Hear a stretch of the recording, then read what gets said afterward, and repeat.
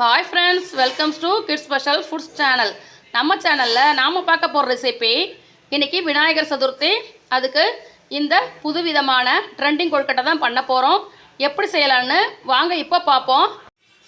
கொழுக்கட்டை செய்கிறதுக்கு 75 கிராம் பாசுமதி அரிசி எடுத்திருக்கேன். இப்போ இதை தண்ணியில் ஊற போட்டுக்குவோம். இந்த அரிசி 1 மணி நேரம் நல்லா ஊறணும். ஊறினா தான் இதில் நாம் எப்படி கொழுக்கட்டை செய்கிறது அப்படின்னு பார்க்கலாம். பாருங்கள் ஃப்ரெண்ட்ஸ், நான் தண்ணிக்குள்ளே ஊற வச்சுட்டேன். 1 மணி நேரம் நல்லா ஊறட்டும்.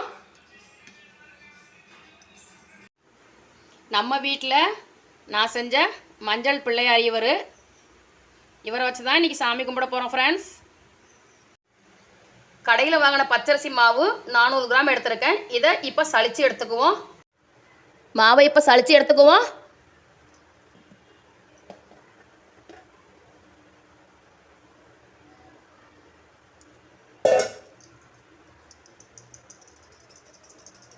சளிச்சு எடுத்தோம்னா தான் இதில் இருக்கிற தூசியெல்லாம் எடுத்து வெளியில் போட முடியும். பாருங்கள் ஃப்ரெண்ட்ஸ், இதை வெளியே போட்டுருவோம். இதோட 1/2 ஸ்பூன் உப்பு சேர்த்துக்குவோம். தண்ணி பச்சை தண்ணி 3/4 லிட்டரு ஊற்றிக்குவோம். 3/4 லிட்டரை ஊற்றிட்டு நெய் 2 ஸ்பூன் ஊற்றிக்குவோம்.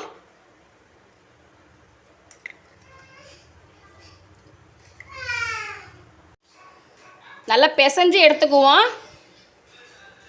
நல்லா இட்லி மாவு பதத்துக்கு பிசைஞ்சு எடுத்துக்கணும்.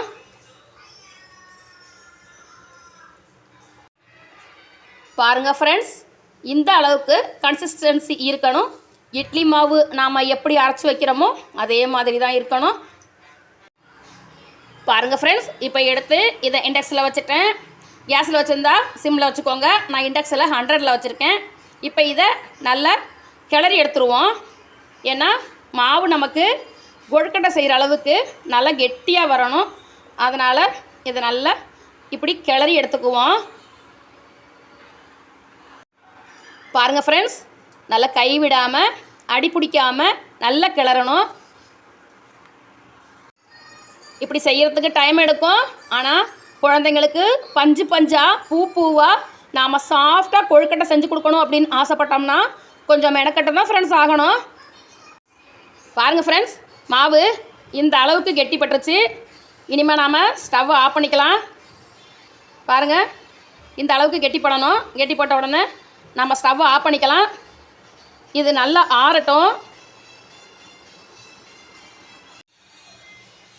மாவை ஒரு மூடி போட்டு மூடிடுவோம். மூடிட்டு பூரணம் ரெடி பண்ணிடுவோம். பூரணம் செய்யறதுக்கு நான் 4 ஸ்பூன் நெய் சேர்த்துக்கிறேன்.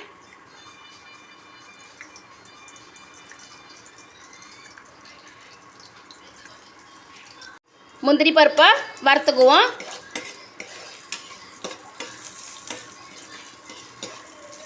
ரொம்ப ஹை ஃப்ளேமில் வச்சு வறுக்கக்கூடாது. அப்படி வறுத்தோம்னா முந்திரி பருப்பு கருகி போயிடும். லைட்டாக வறுத்தா போதும்.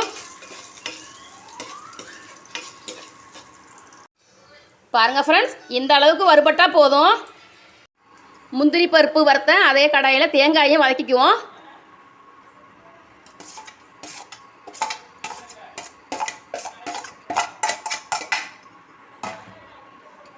இந்த மாதிரி தேங்காயை லைட்டாக வதக்கிக்கணும்.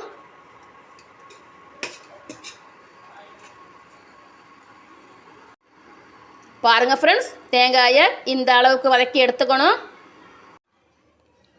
முந்திரி பருப்பையும் தேங்காயையும் தனித்தனியாக வதக்கி எடுத்து வச்சுருக்கோம். அடுத்ததாக 300 கிராம் வெல்லத்தை இந்த மாதிரி தூள் பண்ணி எடுத்து வச்சுருக்கேன். இப்போ இதை சேர்த்துக்குவோம். நான் இப்போ ஸ்டவ்வை மீடியம் ஃப்ளேமில் வச்சு இந்த கடாயை வச்சுட்டேன். இதில் 2 ஸ்பூன் தண்ணி சேர்த்துக்குவோம். 2 ஸ்பூன் தண்ணி சேர்த்தாச்சு. இதில் இந்த வெல்லத்தை சேர்த்துக்குவோம்.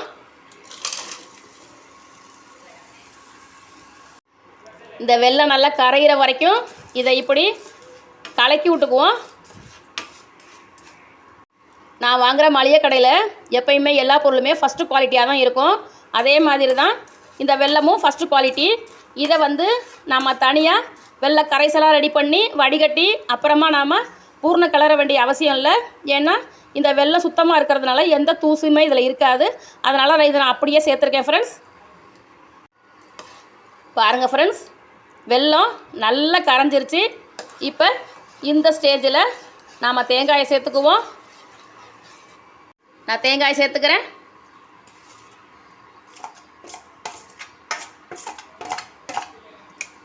தேங்காய் சேர்த்து கிளறிட்டுக்குவோம். நான் மீடியம் ஃப்ளேமில் வச்சு தான் ஃப்ரெண்ட்ஸ் செஞ்சுக்கிட்டு இருக்கேன். அதாவது இன்டெக்ஸில் 500 வச்சுருக்கேன்.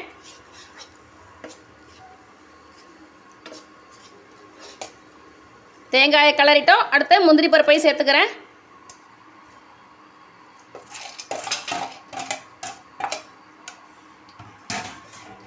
முந்திரி பருப்பை சேர்த்து கிளறி கொடுத்துக்குவோம்.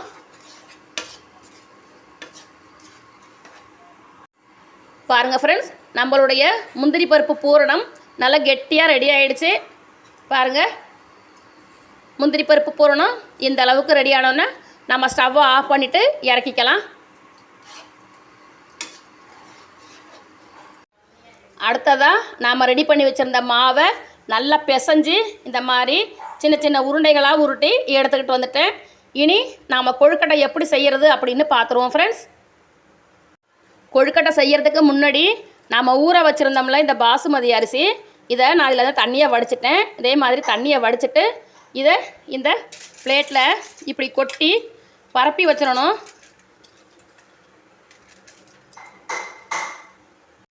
இந்த மாதிரி இந்த பாசுமதி அரிசியை ஒரு பிளேட் ஃபுல்லாக கொட்டி நல்லா பரப்பி வச்சுக்கணும். இது எதுக்காக அப்படின்னு உங்களுக்கு நான் அப்புறமா சொல்கிறேன் ஃப்ரெண்ட்ஸ். பாருங்கள் ஃப்ரெண்ட்ஸ், முந்திரி பருப்பு பூரணத்தை நான் இப்படி ஒரு பிளேட்டுக்கு மாற்றிட்டேன். பாருங்கள் எவ்வளோ சூப்பராக வந்திருக்குன்னு. பாருங்கள் ஃப்ரெண்ட்ஸ், கொழுக்கட்டை இனி நாம் எப்படி ரெடி செய்யலாம் அப்படின்னு பார்த்துருவோம். நான் கொஞ்சோண்டு நல்லெண்ணெயை கையில் ஊற்றிக்கிறேன். ஊற்றிக்கிட்டு இதை அப்படி தடவிக்கிறேன். தடவிட்டு இதில் ஒரு உருண்டையை எடுத்து இப்படி உள்ளங்கையில் வச்சுக்கிறேன். வச்சுட்டு இதை இப்படியே சின்ன கிண்ணம் மாதிரி பண்ணிக்கணும். நாம் நல்லெண்ணெயை தொட்டு செஞ்சோம்னா நமக்கு ரொம்பவே அருமையாக வரும் ஃப்ரெண்ட்ஸ். அதனால் நல்லெண்ணெயை தொட்டுக்கோங்க. நல்லெண்ணெய் இல்லை அப்படின்னு சொல்லி சொன்னால் தேங்காய் எண்ணெயை தொட்டுக்கோங்க. அப்படியும் இல்லைன்னு சொல்லி சொன்னால் கொஞ்சோண்டு தண்ணி, பச்சை தண்ணி அல்லது சுடு தண்ணி எது இருந்தாலும் பரவாயில்ல, அதையும் தொட்டு இப்படி சின்னதாக அழகாக கிண்ணம் மாதிரி பண்ணிக்கோங்க. பண்ணிவிட்டு இதில் இந்த பூரணத்தை வச்சு இந்த அளவுக்கு பூரணத்தை வச்சு இப்படி ஒன்றா சேர்த்து இதை இப்படியே ஒரு பந்து மாதிரி உருட்டிடுங்க. இந்த பூரணம் இப்போ இதுக்குள்ளே இருக்கணும். இதுக்குள்ளே வச்சுக்கிட்டு இதை இப்படியே பந்து மாதிரி உருட்டிடுங்க ஃப்ரெண்ட்ஸ். நான் அப்படியே இதை ஸ்கிப் பண்ணாமல் தான் இப்போ உங்களுக்கு நான் காமிச்சிக்கிட்டு இருக்கிறேன். இதை இப்படியே ஒன்று சேர்த்து இதை அப்படியே அழகாக ஒரு பால் மாதிரி உருட்டிடுங்க. இதை இப்படி நல்லா மூடிக்கணும், வெளியே தெரியக்கூடாது. இதை அப்படியே நல்லா பால் மாதிரி மூடிடுங்க. பாருங்கள், இப்படி நல்லா உருட்டிக்கணும். இந்த பூரணம் வெளியே வராத அளவுக்கு இதை உருட்டிக்கணும். உருட்டிட்டு இதை இப்போ அப்படியே எடுத்து ஒரு பிளேட்டில் வச்சுருவோம். பாருங்கள், இதை இப்படி ஒரு பிளேட்டில் வச்சுக்குவோம். நான் இன்னொரு கொழுக்கட்டையும் உங்களுக்கு செஞ்சு காமிக்கிறேன். மறுபடியும் இதில் துளியோண்டு எண்ணெய் உள்ளங்கையில் ஊற்றிட்டு இதில் ஒரு உருண்டையை எடுத்துக்கிட்டு இப்படி உள்ளங்கையில் வச்சு அழுத்தி சின்ன கிண்ணம் மாதிரி செஞ்சு இடையில கொஞ்சமாக தண்ணி தொட்டுக்கங்க. அப்போ தான் இது செய்யறதுக்கு நல்லா அழகாக வரும் ஃப்ரெண்ட்ஸ். இதே மாதிரி நல்லா உள்ளுக்குள்ளே அழுத்தி விட்டு அப்படியே ஒரு கிண்ண ஷேப்பில் செஞ்சுக்கணும்.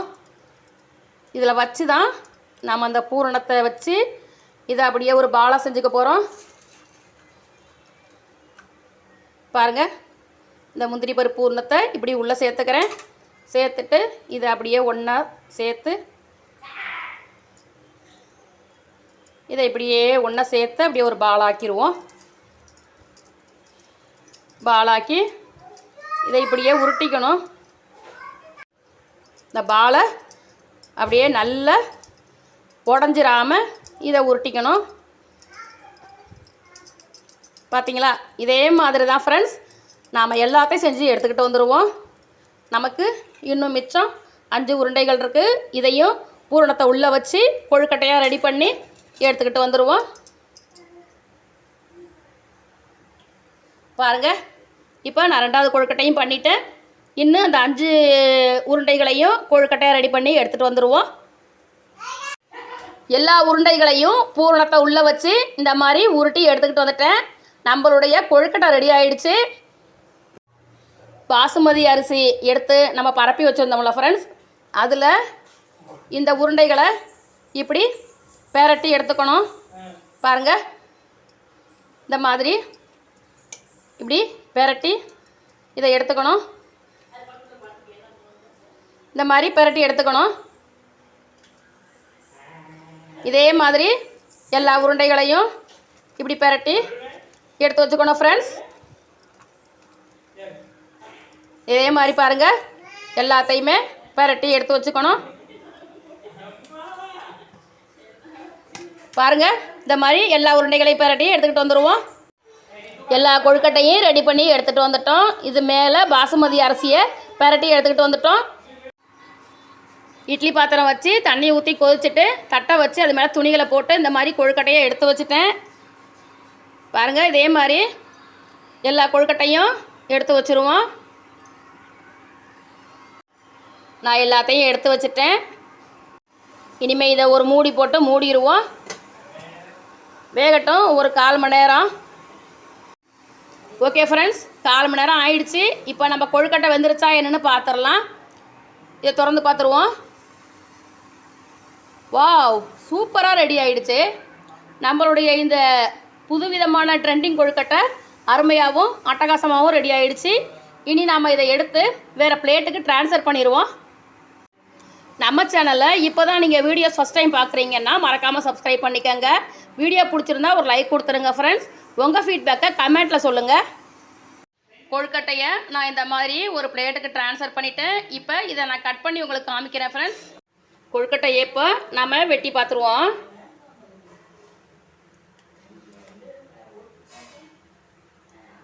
பாருங்கள் ஃப்ரெண்ட்ஸ், நம்மளுடைய இந்த புதுவிதமான ட்ரெண்டிங் கொழுக்கட்டை எவ்வளோ சூப்பராக வந்திருக்குன்னு. நம்ம வீட்டு விநாயகர் சதுர்த்திக்கு இந்த கொழுக்கட்டை தான் நான் செஞ்சு சாமி கும்பிட்டேன். டேஸ்ட்டு ரொம்பவே பிரமாதமாக இருந்துச்சு. மீண்டும் நாம் அடுத்த வீடியோவில் சந்திப்போம். அது வரைக்கும் பாய். இன்னொரு கொழுக்கட்டையும் கட் பண்ணி பார்த்துருவோம்.